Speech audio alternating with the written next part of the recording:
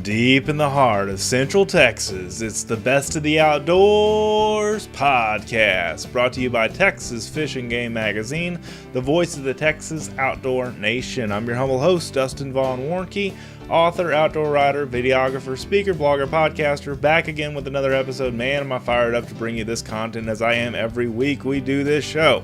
Back and better than ever, just having an awesome time in the outdoors and just happy I get to share this time with you.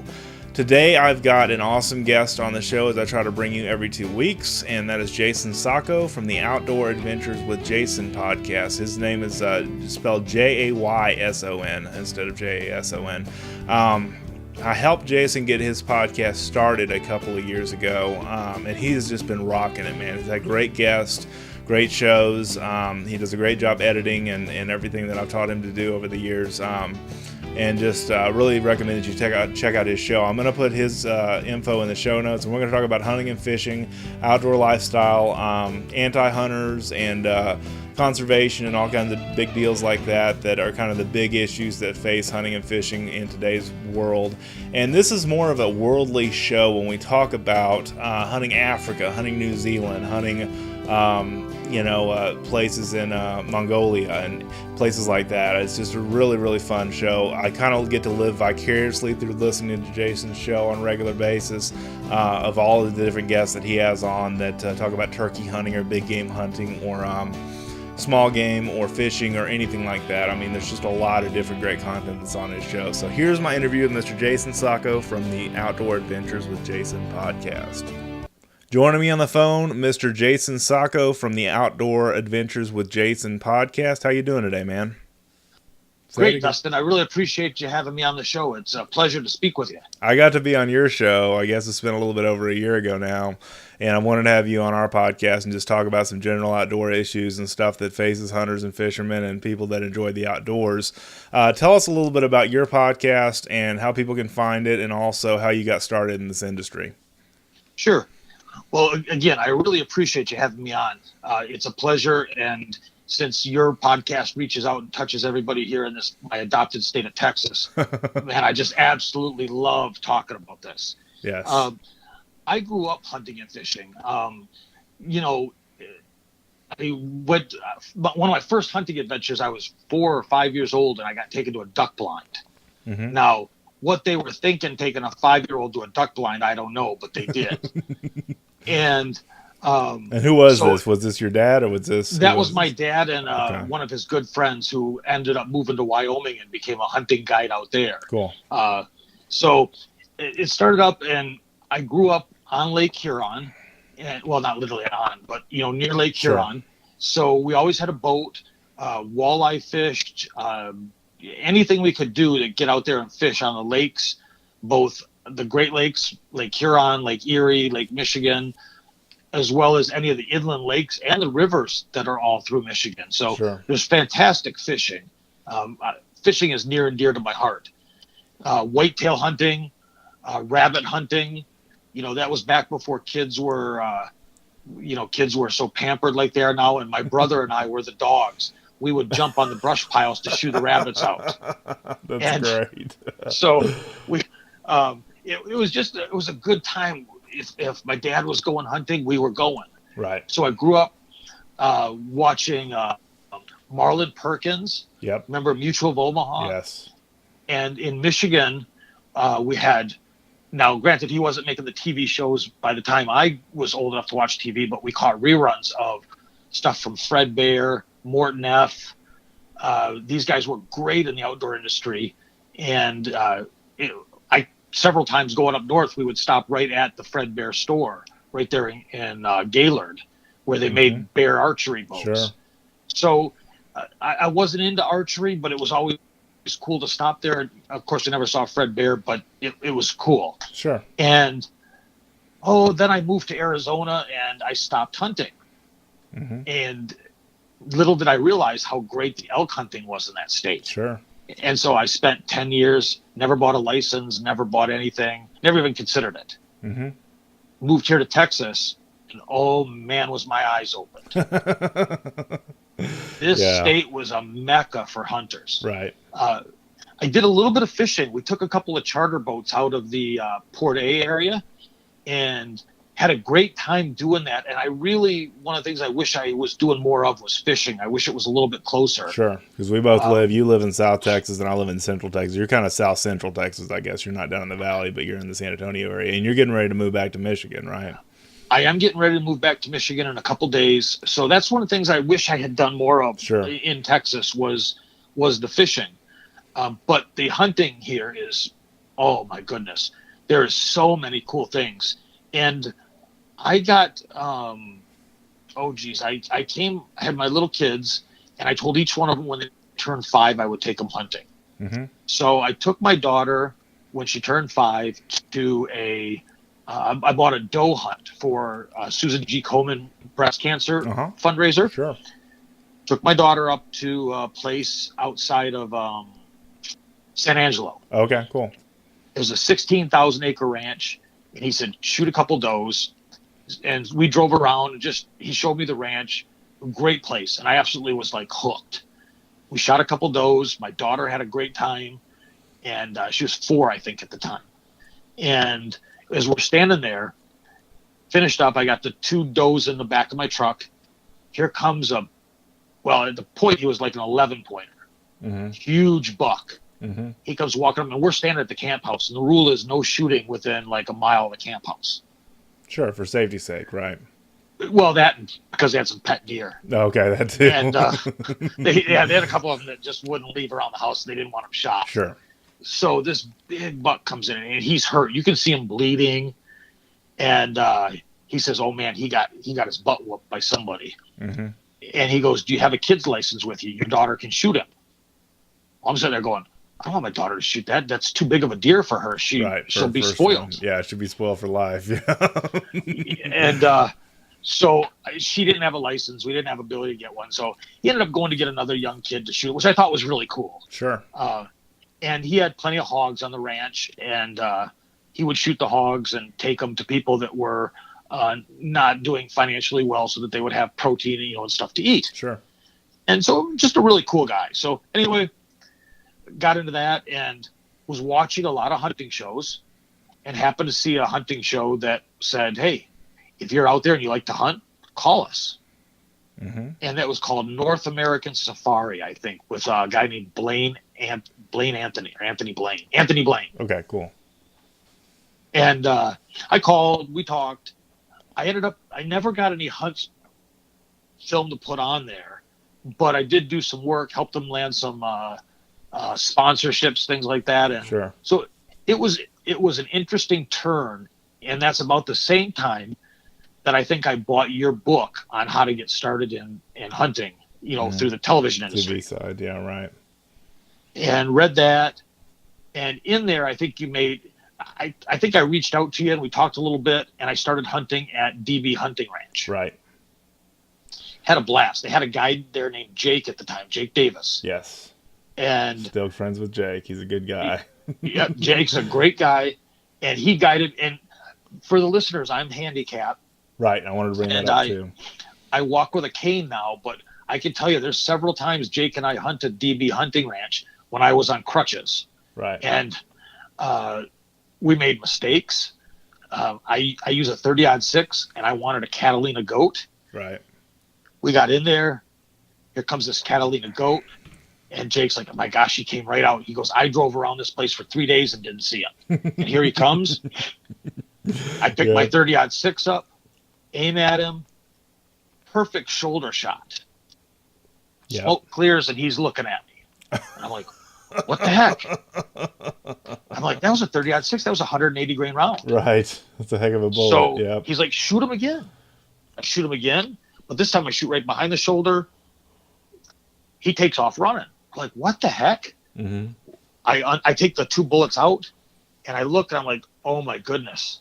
I grabbed the 125 grain soft points. Okay. Instead of the 180 grain rounds that my gun normally likes. Right. And these soft points, when it hit him in his shoulder joint, it did hurt him. All it did was shred. Right. And I was to Jake, I'm like, I grabbed the wrong bullets. Mm-hmm. He's like, oh crud. So he had a gun on the cart, and the goat was gone. The goat had run off. Yep. So we're like, we got to kill that goat. But I'm on crutches. I can't go after him. Sure. So we hop on the cart. We take off. We get up there. And at the range we got, I hopped off the cart, shot the goat. Down he went. And so I'm hobbling over on crutches. I'm probably 8 weeks out of a hip replacement. Yep. I hobble over there on crutches, get near that goat. I'm like, the smell about knocked me over. Yeah, it's pretty bad, isn't it? And I'm like, I look at Jake and I'm like, you pick him up. Yeah, that's right. You're the guide here. and Jake was just a good guy. It is a good guy. So yeah, for sure. That was one of the first things I took at Danny's and at DB Hunting Ranch. And it's really been neat to watch that place expand. Sure. He's really gone from just the days of getting up there and, you basically parked at Danny's house just down the street and went in to now he's got those really cool lodges and cabins. The cabins and the meat processing and all this stuff that really is slick. So you guys have done a great job with the promotion of that place. I really enjoy it. Great. That's awesome. Yeah. And yeah, go ahead. I'm sorry. No, I was just going to say, and then I started hunting around Texas, Freer, down closer towards the valley a couple times, Uvalde. But I've never taken, I did took a couple little bucks from Hill Country Bucks out of Bandera. Mm-hmm. And you know what I mean? Just little, free range little bucks. Right. Sure. I'm happy with them. I like them. They're a trophy to me. Sure. But they ate just as well as anything else. Oh yeah. They're delicious. I love wild meat. That's for sure. I know you do too. So, no, that's great. Your show is one of the ones I wanted to have you on the podcast because you have such a world view of hunting. Because you have guests on there that talk about hunting in Africa and hunting in New Zealand and hunting all over the world. And that's the thing I've always liked is you're a Texas-based show, or you were a Texas-based show. You're getting ready to move to Michigan, but you really encompass the outdoor lifestyle well when it comes to conservation, when it comes to hunting issues and fishing issues and those kind of things that we deal with in the outdoors. And I just applaud you for that. I want to give you a kudos for that because there are a lot of guys that aren't willing to touch those issues in podcasting or otherwise. Well, thank you. When I started the show, I looked at everything, and maybe much to my detriment, I love the interview styles of Howard Stern. Okay. And I wanted to have a show where it was just like whoever my guest was, that we were just sitting there over a cup of coffee or a beer and just having a chat about hunting. Sure. I didn't want to use scripted questions. I didn't want to have the same, what gun do you shoot? What bow do you shoot? Right. Now, we do talk about equipment. Sure. And some of that's important to the story.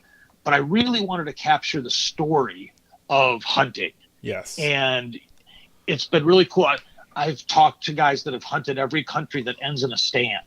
That's a feat right there to accomplish. Yeah, because there's a lot of those. Oh, it's amazing. There's a gentleman here in Texas named Jason Price, runs a show on YouTube called The Experience. Yes, I love that. He's gone to Mongolia.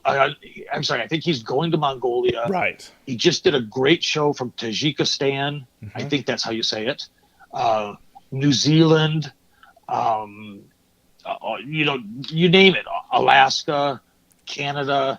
Just some amazing places that as a handicapped person, the likelihood of me going to climb the mountains to get a stone sheep are slim to none. Right. And so to talk to these men and women that do it, I love. Right. And it's really one of the things that I also try to really get across to folks is that, and Texans will know this or should know this better than most, is that you have a species here, well, 3 species, the scimitar horned oryx, the addax, and the Dama gazelle. Uh-huh. Which were on the endangered list for a while, but now because of hunting, they're off the endangered list, and now they're free exotics. Yeah. And if it wasn't for Texas hunters, Texas ranchers, these animals would, in most cases, be regulated or just show up in a zoo here or there. Yep. And so to be able to say, I've always wanted to hunt an addax, and Is it for the meat of that addax? Do you say, I'm going to go shoot that addax for the meat? No, that's just an extra piece. Sure. You're going for the trophy, the animals, the horns, the hide, the mount, and then the meat in that case. Yes. So there's nothing wrong with being at least the way I look at it is I tell folks, there's nothing wrong with being, the word trophy hunter has taken on a bad connotation. Yes, especially with the animal rights and those kind of guys. Yeah, exactly. Right. Oh, yeah. I went to Zimbabwe. I was lucky enough to go to Zimbabwe. Gosh, it's been 5-6 years ago now. Right. I remember that. And one of the animals I shot was a giraffe. And I'll tell you, did I get love notes from the anti-hunters when I posted that picture on Facebook? I'm sure you did, yeah. But what they didn't understand, I think there's so many people that think Africa is what they see in a Disney movie. Mm-hmm. The Lion it's King, not. if you will. Yeah, right. Right. And this was eye-opener for me because, honestly, I never thought about private property in Africa. I just figured that Africa was Africa. Sure. And I never thought that people actually own the property there. Yes. So when you get over there and you start to realize, hey, I've just driven 4 hours on a road and the only animal I've seen is a donkey. Mm-hmm. Where are the impalas? Where are the giraffe? Where are the zebras? And you ask somebody, you say, where are all these animals? And they said, oh, they don't exist out here. They've all been shot, poached off. Right. And you're like, well, where are they? Well, the animals are only on the conservancies. Mm-hmm. So when we got to the conservancy, man, did we see giraffe. There was giraffe everywhere. Sure. Zebra, wildebeest, the blue wildebeest, not black. I was in Zimbabwe. Right. And the black are just out in South Africa. So we got to this conservancy, and the conservancy was a series of all these ranches that quit raising cattle and now just hunted. Right. It amounted to about 600,000 acres. Wow. So you imagine, basically it was a park. Yep. But it wasn't run by the country of Zimbabwe. It was run by these ranchers, and the money to protect it came from hunters. Mm-hmm. Sure. They did a little bit of photography clients, but they told me that they did maybe half a dozen photographers a year. And I said, could you run this place on just the photography? And they said, no. Right. There's no way. Hunting is what pays the bills, right? Yeah. Hunting is what pays the bills. They had about a 600-acre spot enclosed, like high fenced. And that 600 acres was probably the flattest piece of property that was out there. Uh-huh. And they raised corn, tomatoes, and onions in there, and also some sheep. Mm-hmm. And it would the high fence was to keep the elephants and the leopards out. Sure, I see that. Yeah. And so that was really their only agriculture. And they raised hogs and some stuff like that. But it was all in this enclosure. Huh. Everything else, the rest of the 60,000 acres that I had to hunt was open. There were some fences, but they were old cattle fences. So they were just 3-strand barbed wire fences. Right, something could jump over fairly easily. Right, exactly. Jump over, run through, whatever. They weren't maintained. Okay. So the only thing they did was they would send out the people during the off season to start to collect the barbed wire so the animals wouldn't harm themselves, right? Yeah, and it was actually more because they didn't want the poachers stealing the barbed wire used for snares. Yeah, that makes sense. So they were pulling a lot of that, but it was really, really an eye-opener. And at first I was going to shoot an eland. Mm-hmm. And then we saw these giraffe, and I said, you know what? I want to shoot a giraffe instead. And they looked at me and they're like, you sure? I'm like, yep. They said, great, because we were going to kill 55 giraffe off this property no matter what. And so what people didn't understand is that giraffe that I shot, he was going to get shot that year whether I did it or whether they did it. Right. Either way, he was getting shot. And so what happened is it took 6-7 guys most of the day to process that giraffe after I shot him. He was huge. I bet. He was welded. I think they said they estimated him around 24, 25 years old. He was an old herd bull that was no longer accepted by the herd, and he would try to go in to get cows to mate with him and get in a fight with the younger bulls and hurt them. So they wanted him gone. So anyway, I shot him. About a quarter of the meat went to a local village as basically a bribe, because they were letting the cattle, the river was the boundary. And when we drove to the river. The other side of the river was dusty soil, very little vegetation, overgrazed.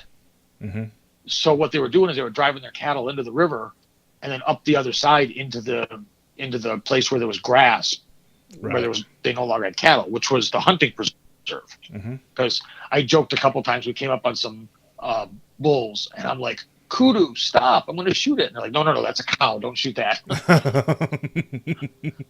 Interesting. And I'm like, I know.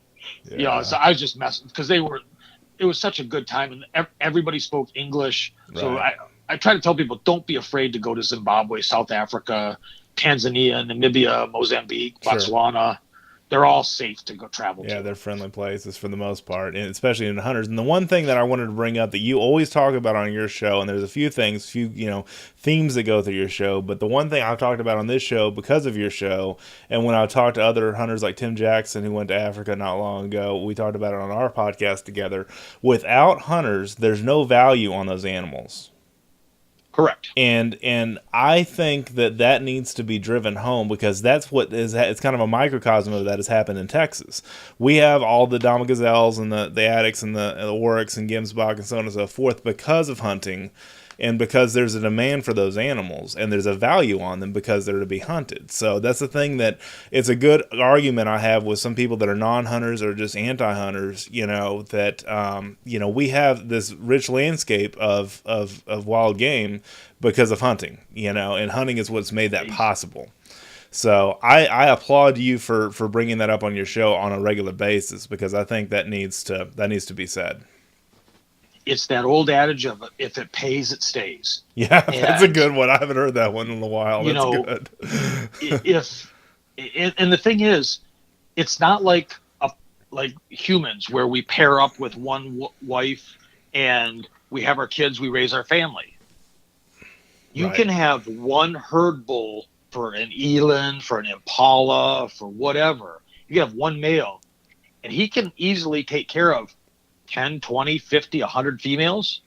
So when you go over there, I think the misconception is that we're just, gun-toting yahoos, and we get over there and anything that moves, we shoot it. And it's not that way at all. Yeah, I agree. No, I mean, very well that when you go over there, will you take a female species of some of the animals sometimes?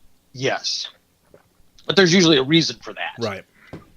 But mostly what you're looking for is the very old, mature males, because guess what? They have the biggest horns. They have the biggest mane. They have the, whatever you're looking for, the most pronounced stripes. And so if I have, 100 females and 20 males, I don't need that many males. Right. You got to call the herd. I can get rid of 2, 3, 4 males, and all my females will still get bred that year. Sure. And the males that go, if they're older, they've already given their genetics away. They've already passed them on to the next generation of whatever, right? Yeah, it aggravates me to no end. I'm pretty much, I can't say that there's any type of way I don't agree with hunting. There's just some that I have less interest in than others. Okay. And so, but if it's legal, and you have the appropriate licenses to do it, and it's done in a fair method, right, and you like it, then I support you. I might not want to do it, right, but I support you.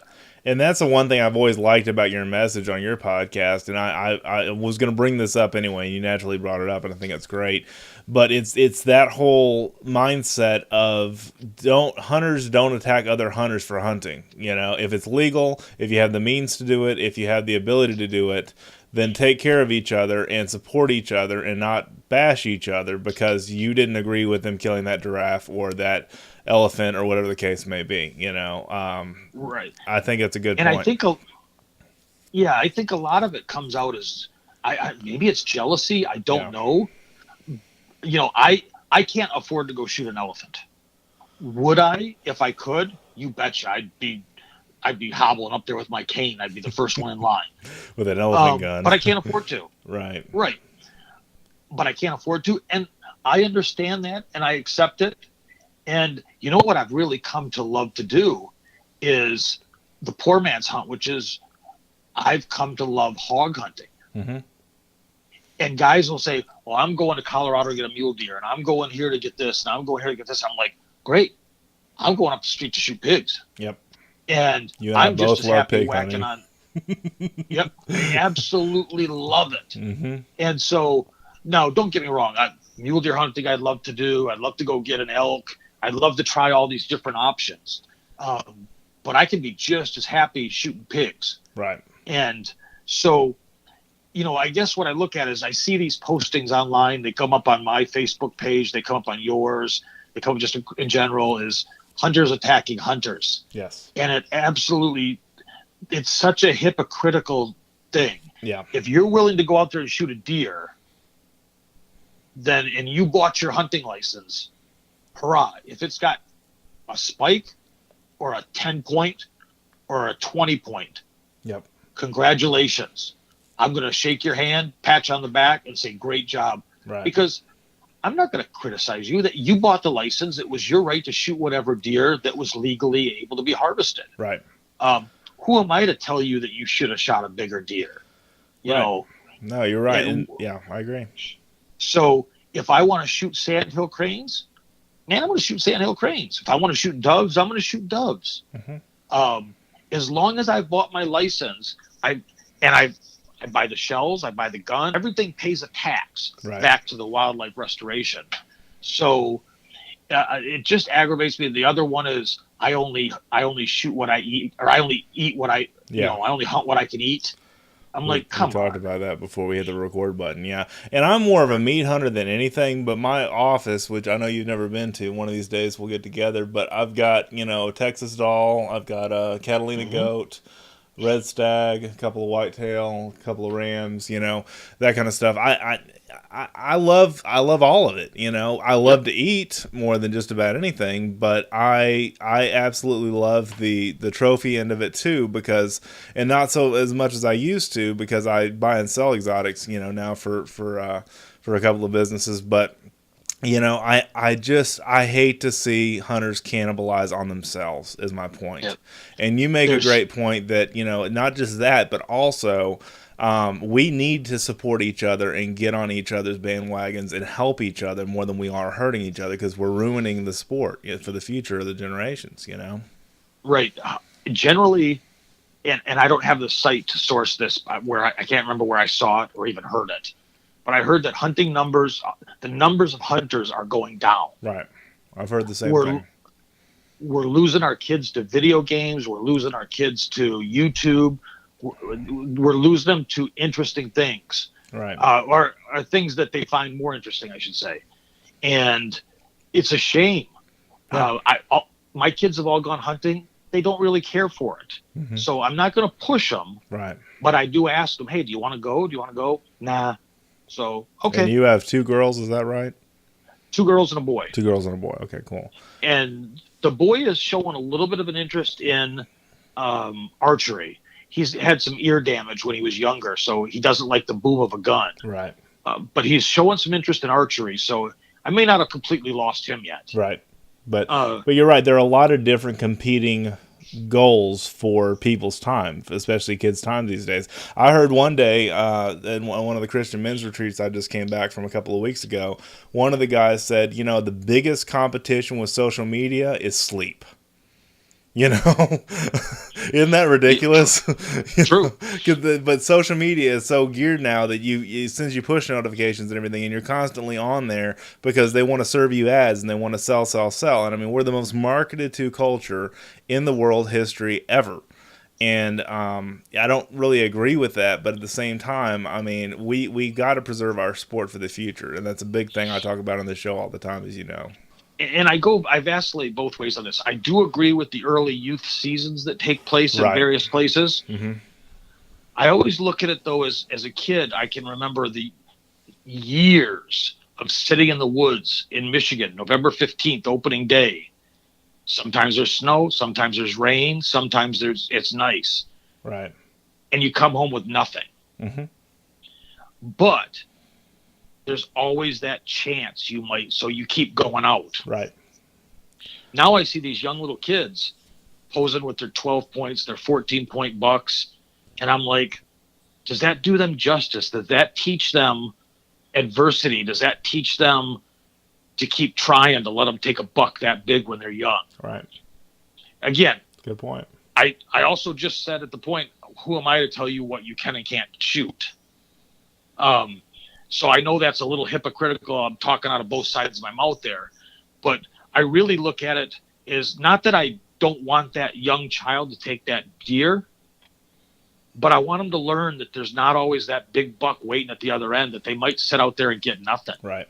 Yeah, there are disappointments in the outdoors. And that's one thing that the last show that I had on, the Cast Blast Girl Chill guys, Jeremy and Trevor, well, and one of my other guests that I had, Michael Foster, he talked about the side of, getting kids starting kids at an early age, squirrel hunting, or the basic simple pursuits, bluegill fishing, the basic simple pursuits and that kind of stuff. But, the other side of it is, where do you go from there? Where do you go from a 14 point at 12 years old? Exactly. You've kind of, I don't want to say ruined, but you've kind of, lessened their excitement for what's next, and I'm not saying it's wrong, neither are you. It's just one of those things to think about for sure. It's just one of those things where I look at it and I say, is that really helping our sport to let that young kid, and not that I don't want to take a big buck. I think it's awesome. And maybe it keeps them coming back. Only time will tell. Right. But what I really have the problem with is it's like the every kid gets a trophy thing that I don't agree with. Yeah. Where do we teach these kids adversity? Where do we teach them that there's some disappointment of, oh man, I didn't get anything this year, but there's always next year. Right. So, and again, I'm just seeing the picture with the big buck. Maybe that is the kid's 4th or 5th year out there. Right. And I'm completely wrong. And I'll accept that if somebody wants to contact me and tell me to pound sand. That's great. I get those comments all the time. So, yeah. So yeah. It's really, everybody's got to do what's right, but I want everything to be, not do what's right for them, but I want this magnificent tradition of hunting to carry forward. And again, whether it be you sitting out there popping squirrels with an air rifle, right, or you're in Africa, or you're chasing Argali sheep through some mountain in some country you can't even pronounce their name. Yep. It's fantastic. And, and that's one of the things I like about talking to the folks that go all over is I wouldn't think of hunting in Pakistan. Right. But these guys come on and they talk about going to hunt in Pakistan, and I would think, my gosh, aren't you afraid of being kidnapped or killed? Sure. And they're like, no, what you don't see is the 20 armed guards surrounding us. Mm-hmm. And I'm like, what a neat cultural experience. And, sure. There's I think they're called blue sheep or blue goats or something like that in Pakistan. Mm-hmm. And the Pakistanis raise, they're herders. They have their herds of goats and sheep. Right. So instead of shooting one of their goats, they would shoot one of these wild ones, eat that. Uh-huh. Well, then a couple of bigwigs from Pakistan went around and said, hey, don't shoot those anymore. We can sell them to people to come over to hunt. Right. That's smart. And so right, exactly. So at one point, I think there was less than 1,000 of these sheep or goats left. Again, the name of them is blue something or other, blue ibex, something like that. Okay. So an American goes over, a European goes over, whoever they want to hunt these. I think they did 6 permits, something like that for first the year. Okay, right. They took them over. They harvested the 6, I think they're goats. I think they harvested the 6 billies. Every time one was harvested, there was an $8,000 trophy fee. Wow. And that hunter had given the $8,000 to the head of the Pakistanis, whatever the tribal setup was. Yeah. And he walked over to the village chieftain. The whole village is around there, and he starts laying money in that guy's hand. Yeah. And the guy's sitting there, and he's looking at it. He says, all this money for that goat? Mm-hmm. And he turns around and tells everybody else, anybody that shoots those goats, you're not going to ever shoot anything again. Right. And so now all of a sudden they're like, hell, I only get $100 if I sell one of my goats, but we get $3,000 if we eat this. Right. I'll eat my own goats. Right, and I won't shoot the wild ones. Yeah, and that's kind of a lesson in conversation, conservation. I remember you had that guy on your show, and when I first heard that, I was like, man, that is a really neat idea, you know? Yep, and that was Mark Peterson. Mm-hmm. And he's got Cabela's, I can't think of the name of the show right now, okay. Instinct or something like that. Yeah. And really nice guy. He owns a travel company that sets hunters up all around the world. Right. For neat stuff. And I remember that. Yeah, WTA hunting. Yeah. So there's just all these neat stories that are part of hunting.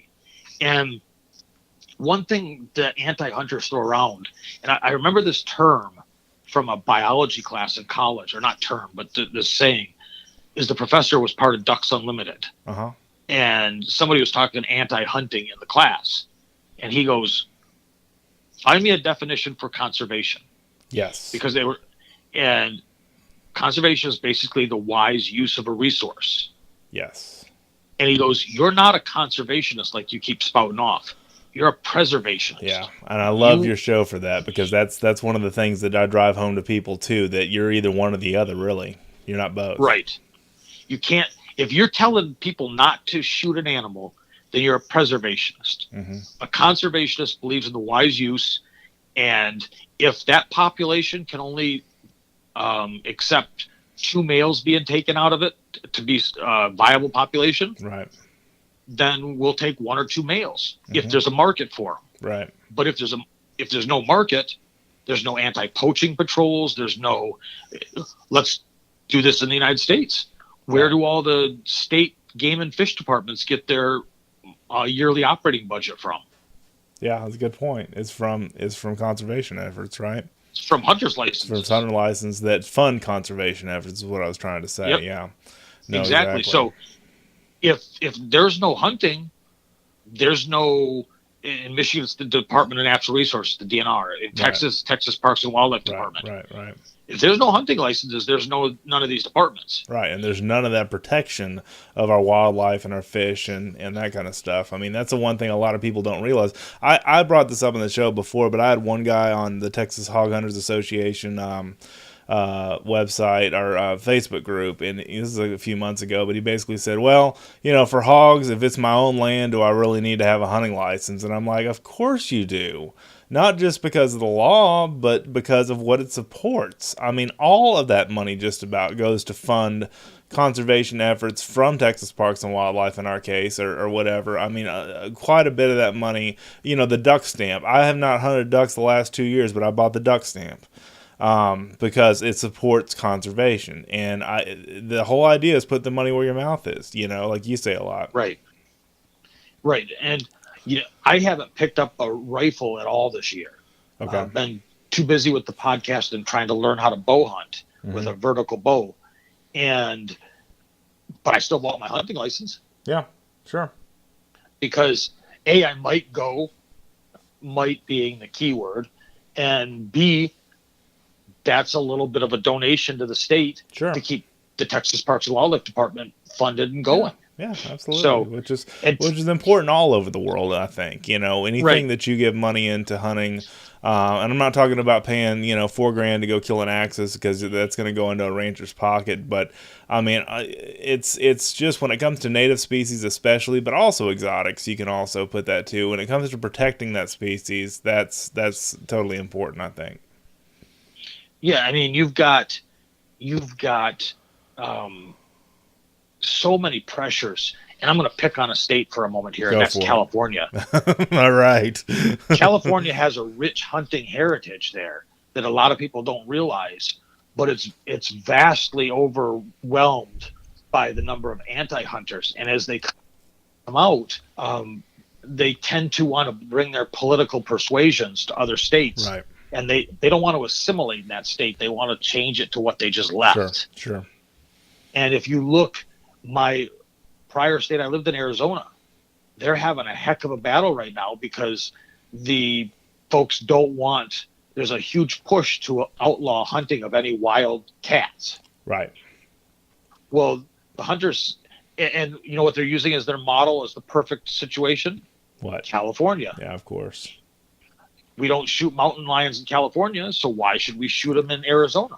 Jason, can you believe that they actually have a tag you have to put on a feral hog in California? No, nothing in California surprises me. I mean, could you imagine tagging a feral pig in Texas? I mean, I don't know. I didn't mean to cut you off. Go ahead. Oh, no.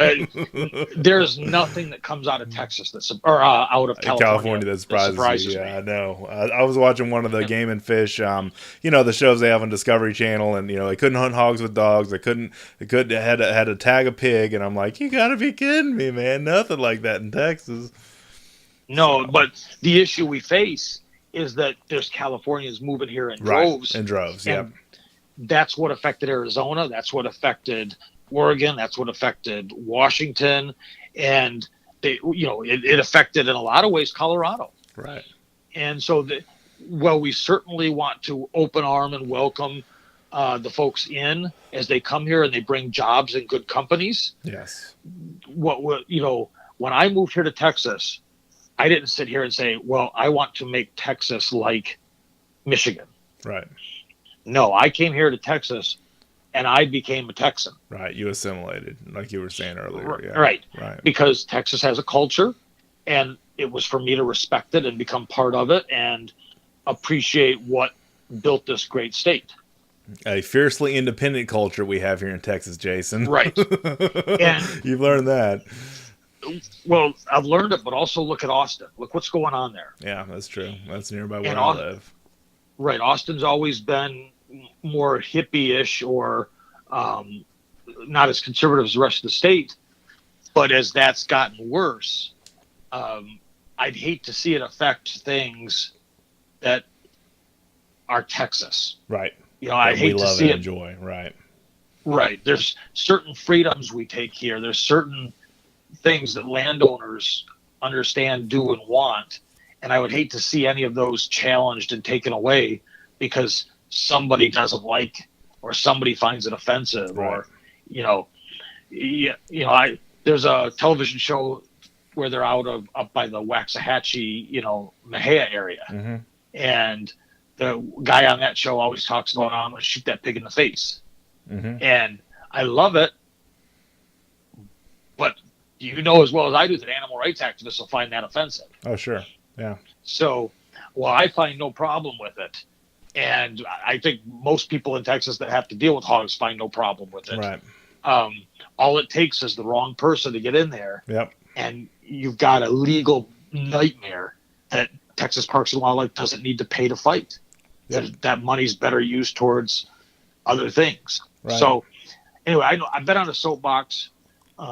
Well, and just to your point, though, that's why we as hunters need to stick together and not fight with each other.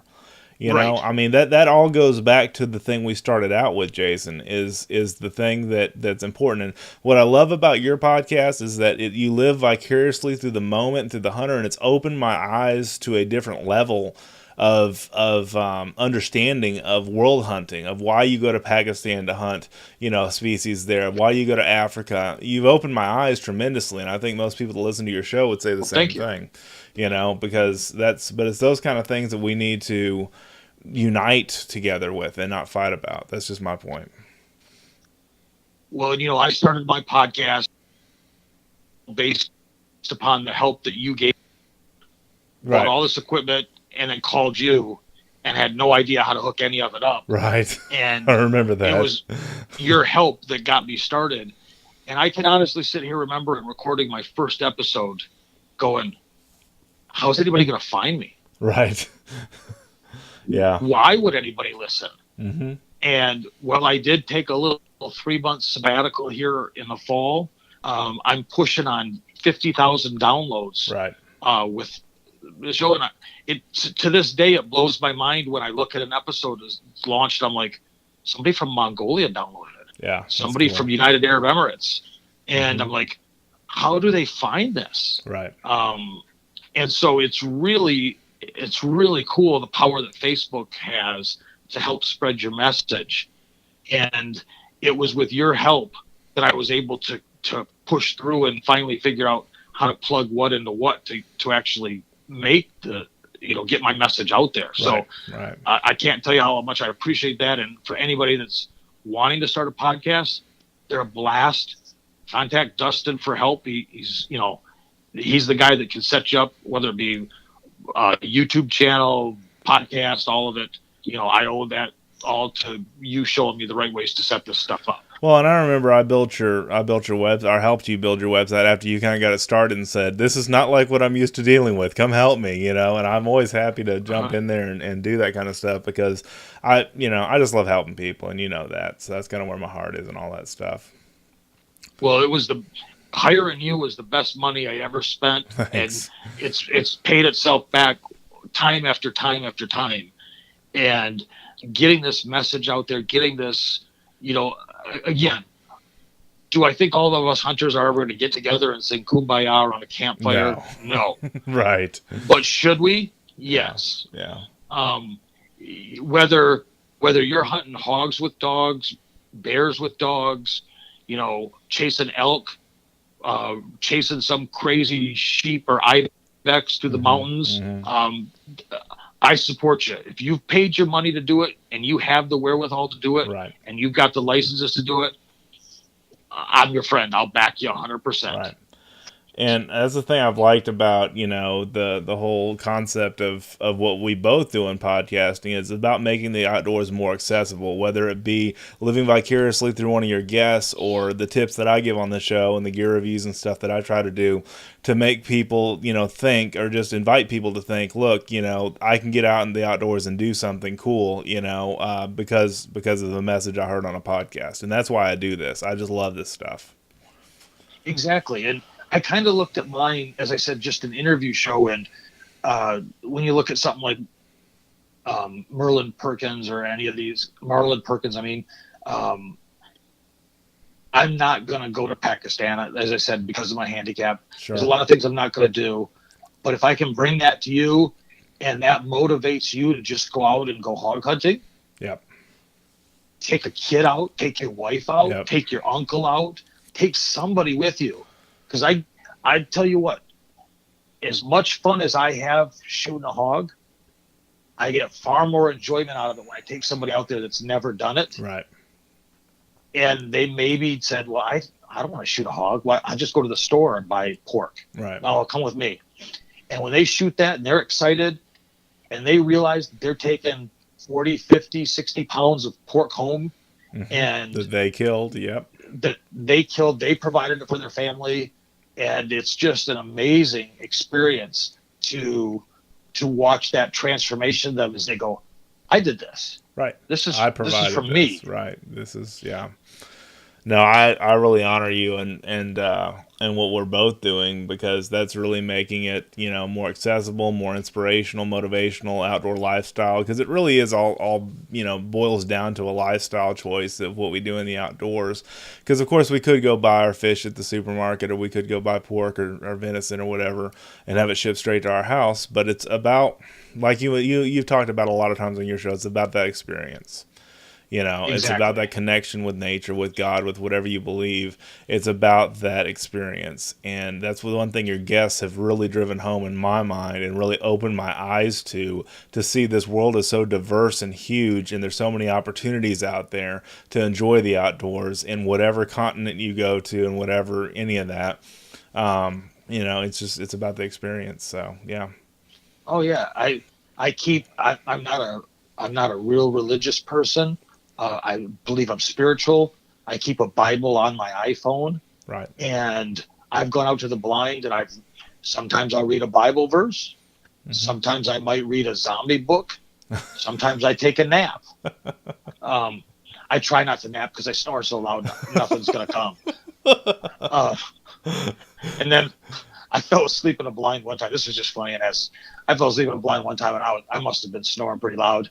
And it was, what I call a Texas blind, which is built out of plywood. Right. None of the windows are the same size. Yes. The door hinges are hanging off. Yep. I had the front window open, and it was huge. And it had a flap of like mesh hanging in front of it to keep the bugs out. Mm-hmm. So I had that thing open, and it was hot. It was maybe early September. I fell asleep in the cook box I was sitting in, and I woke up I opened my eyes, and about 4 inches in front of me was a cow. Sticking his head in the blind. He stuck his head in there, and I just went, "Whoa, whoa, dude! Who are you?" And as soon as I did that, the cow jerked back and about knocked the blind over, and then you startled it, Jayson. Oh, we were both startled, and I looked out. So I took a picture of the cow with my phone, mm-hmm. and I texted the guy's place I was hunting. And I said, "My gosh, you should see the huge deer that just came in." And I said, "Here's a picture of it. I'm about to shoot." And oh man, my phone lit right. Don't shoot! That's a cow. Don't shoot! That's a cow, dude. Yeah, I know. I'm well aware what the distance is. Just messing with you. You were face to face with domestic nature, right? Yeah, was that what you'd call that? Face to face with 1,400 pounds of sirloin. Yep, that's right. Oh my gosh. So it's a great state. This is an adopted state of mine. I love it. I hate to see anything change. There's fantastic conservation going on here. Texas Parks.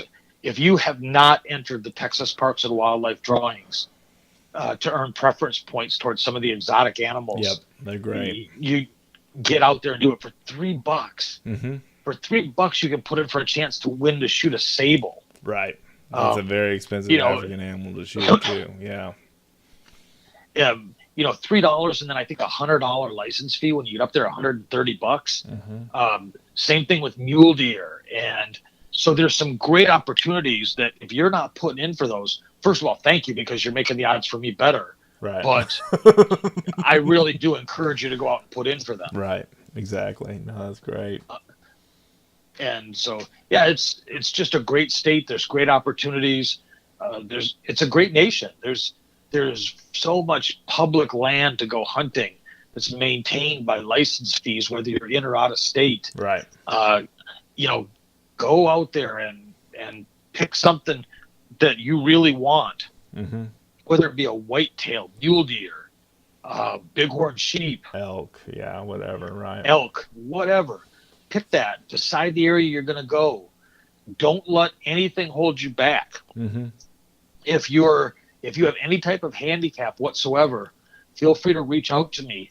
There's some great programs that are designed to get people with disabilities out in the hunting.